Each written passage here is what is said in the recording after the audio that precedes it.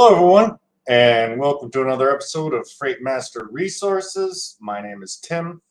I do apologize for not being on for a little while.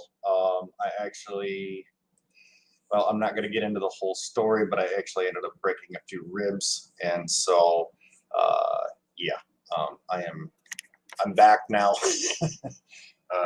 Always seems like if it's not one thing, it's another, right? So, but anyway. I wanted to talk to you guys about a story that was released today in regards to the FMCSA's updates on independent dispatchers. And this is an article that came out of FreightWaves.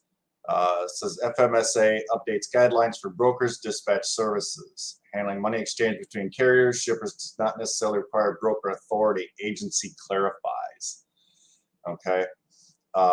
Federal regulations have attempted to clarify differences between brokers, bona fide agents, and dispatch services in new interim guidelines issued Tuesday by the Federal Motor Carrier Safety Administration.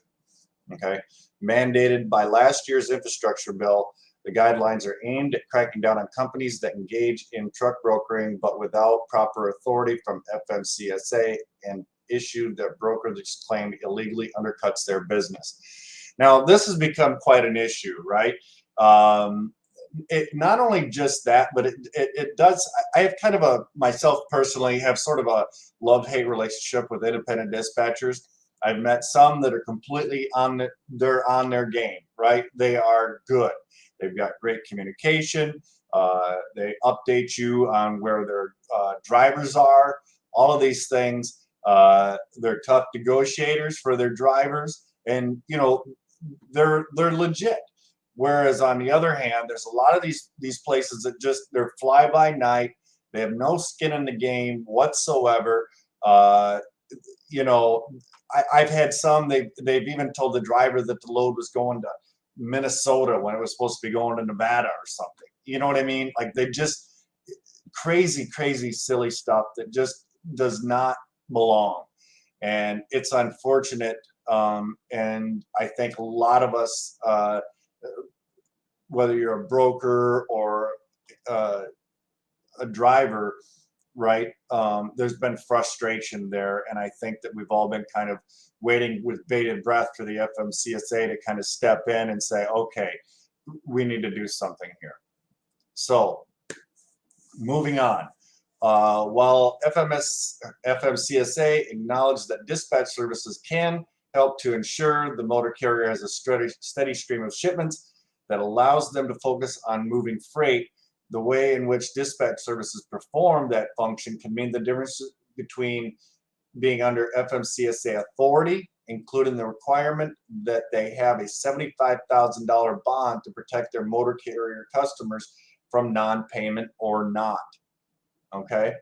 To make that distinction, FMCSA listed 6 factors to help determine if a dispatch service needs broker authority. Such authority is needed if the dispatch service interacts or negotiates a shipment of freight directly with the shipper or a representative of the shipper.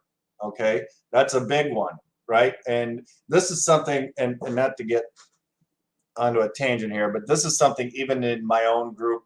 I did a poll a couple of years, I believe it's been 2 years now, in regards to whether we want to let dispatch services into the group, and it was an overwhelming no. And I catch a lot of flack about that, about why can't I get in, and things like this. But this is why, right? And so to protect the members of the group, I need to be able to do that. Accepts or takes compensation for a load from the broker or factoring company, or is involved in any part of the monetary transaction between any of those entities. Now, see, I've noticed there are also a lot of posts and things in regards to, well, we have our own factoring company, come on.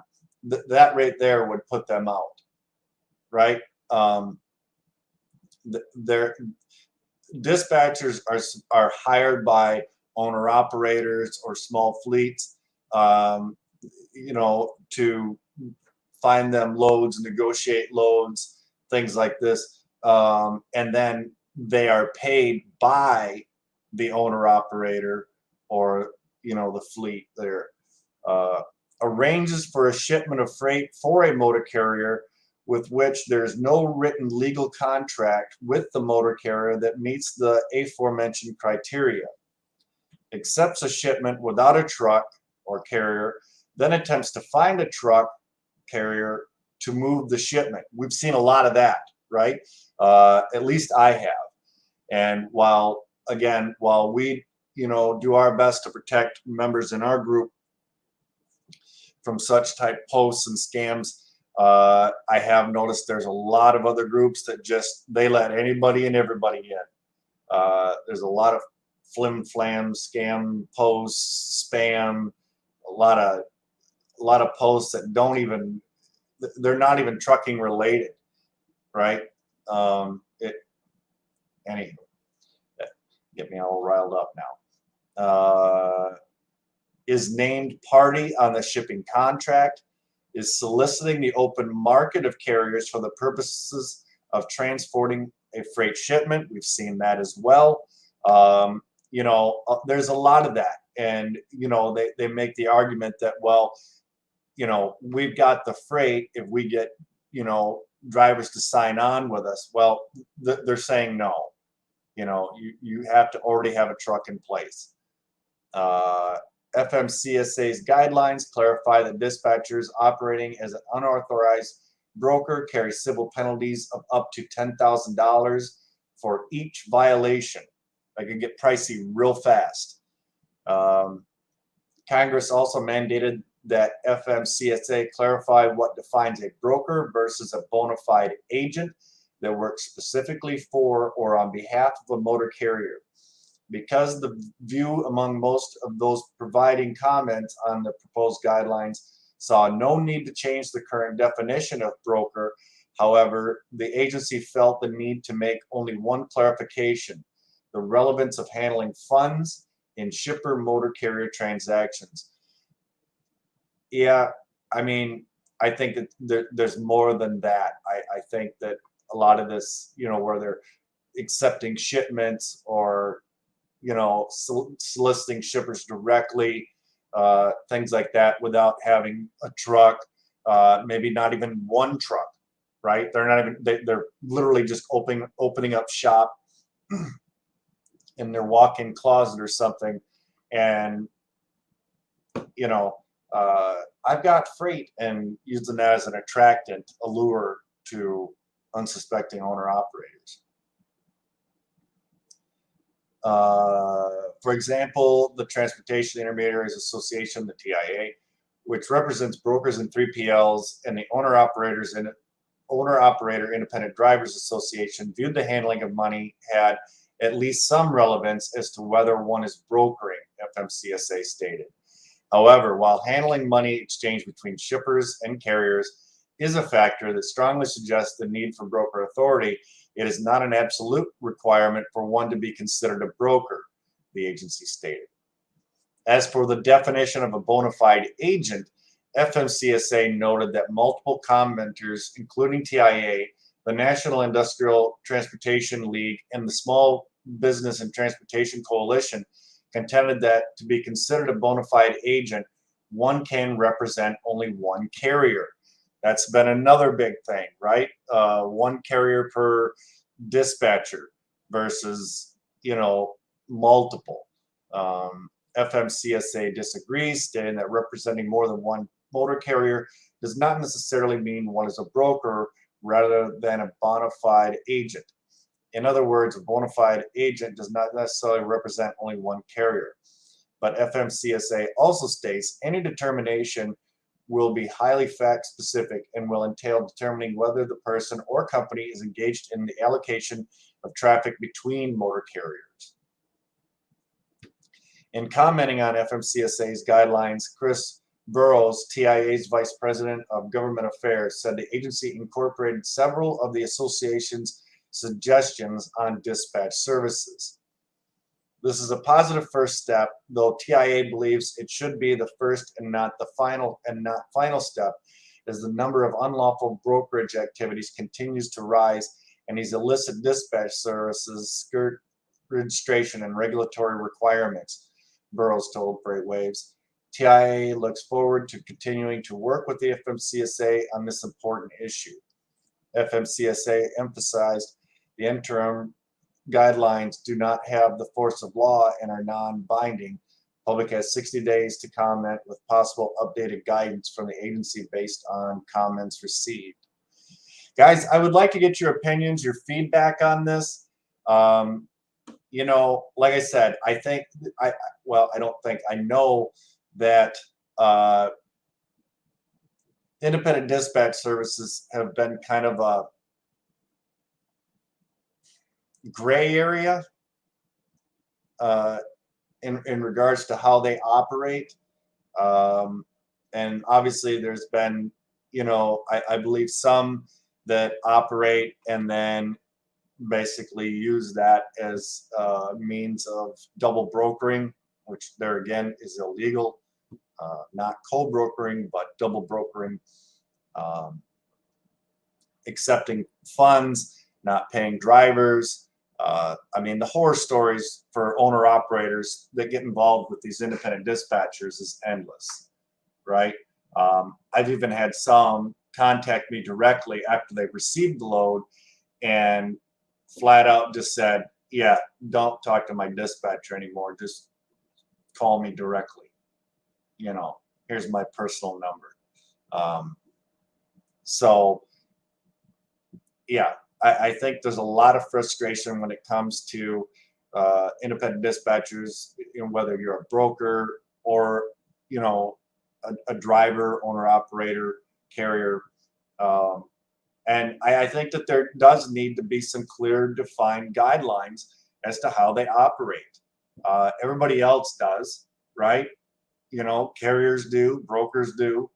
Why not dispatch services? You know, there's just too much of a gray area there. So, anyway, guys, that came out today. I just kind of wanted to, you know, update you guys on that if you hadn't seen this yet, and more or less kind of get your feedback on it. What do you think?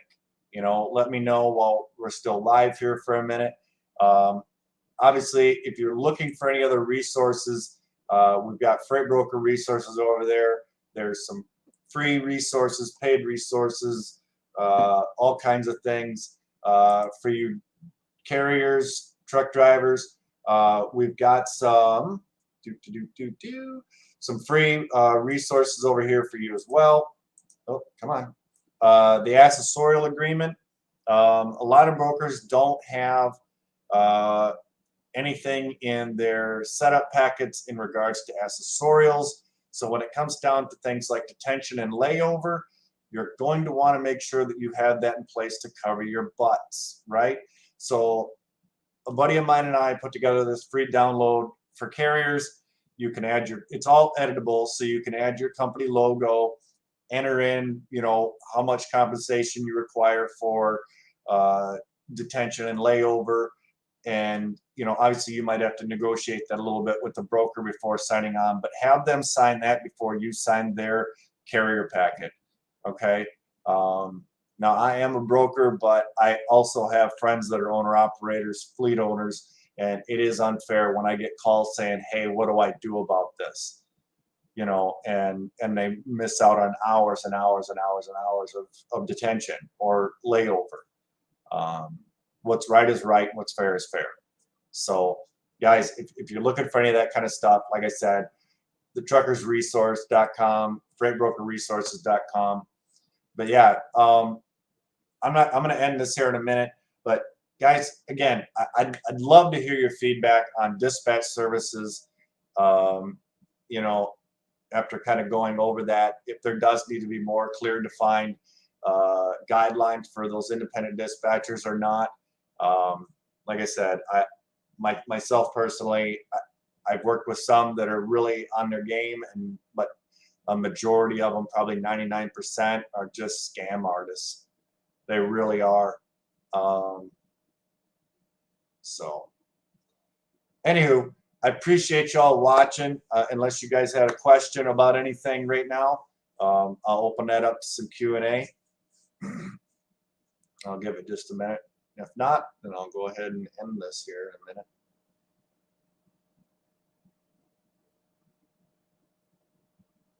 I hope everybody's having a great week so far, by the way.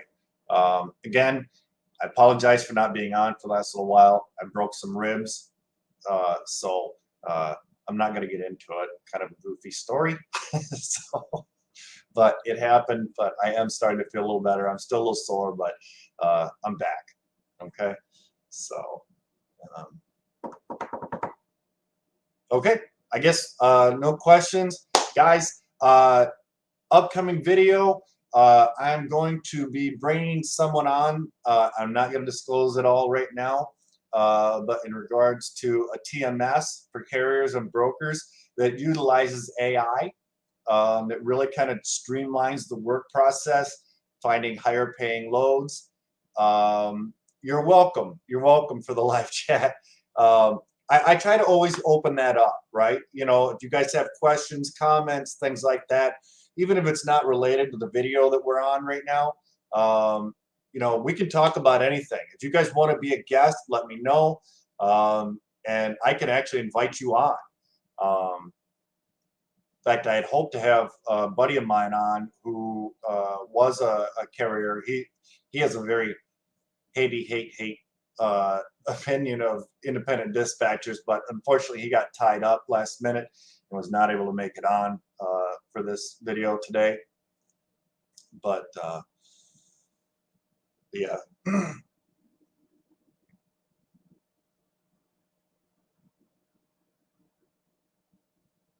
But yeah, talking about the TMS, I lost train of thought there for a second. Yeah, it utilizes AI to help you for carriers to acquire higher paying loads, which in turn I believe the way it operates, it will also help you build relationships with brokers. It streamlines the communication process between brokers, drivers, their dispatchers. It's really a great thing. And again, I'm gonna leave it as sort of a surprise. I'm gonna have them on, and we'll run through like a live demo for you guys. And of course, as always, I'll open that up for live chat. You guys can ask questions, comment, and things. But when I saw it, it was very, very cool. And so I thought it was something that you guys might be interested in. And so I'll be looking forward to that. I'm just trying to set up a day and time for us to do that.